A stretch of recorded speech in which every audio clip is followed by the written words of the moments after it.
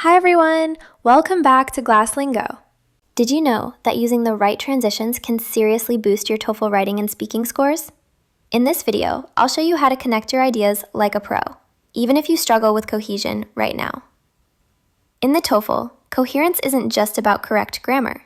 Your responses have to flow logically. Using signal words and linking phrases helps your listener or reader follow your ideas easily.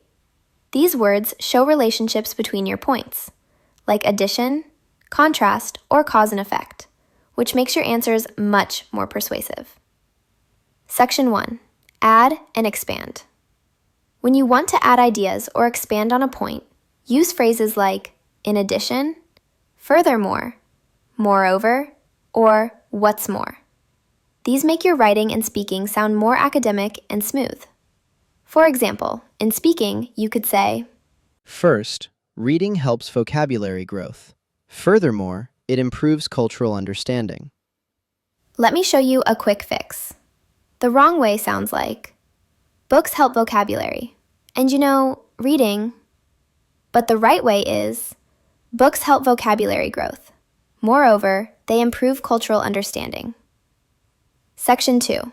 Contrast and comparison. The TOEFL often asks you to compare or contrast ideas.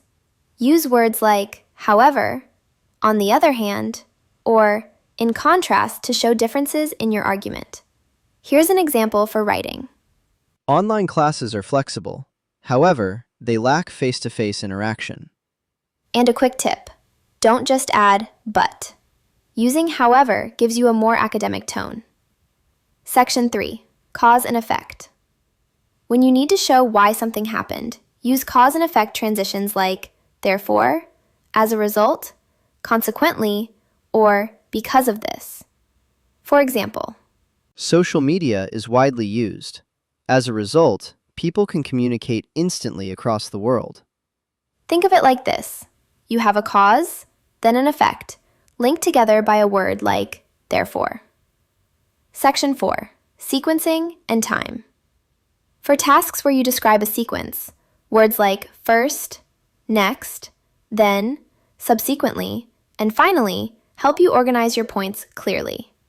Here's a speaking example. Firstly, I wake up early. Then I exercise. Finally, I study for the TOEFL. This works great in speaking task 2 and the integrated writing to structure your answers clearly. Section 5. Wrap and summary. At the end of an answer, especially in writing task 2 or speaking, phrases like in summary, to conclude, or overall can help you wrap up effectively. For instance, In summary, technology improves learning in many ways. and a visual tip, use one wrap-up phrase only once at the very end. Using too many can sound repetitive. Let's practice together. I'll give you a question, and you try to add transitions as I speak. The question is, what are the advantages and disadvantages of online learning? Here's my example answer. Firstly, online learning saves time. However, students may feel isolated. In addition, online courses are often cheaper. As a result, they are accessible to many. Now, pause the video and try your own answer using different transitions. Linking words might seem small, but they truly strengthen your TOEFL writing and speaking. They show the relationship between your ideas clearly and naturally. If you found this helpful, please like this video, share it with a friend who's also preparing for the TOEFL, and subscribe to the channel for more tips. Thank you so much for watching.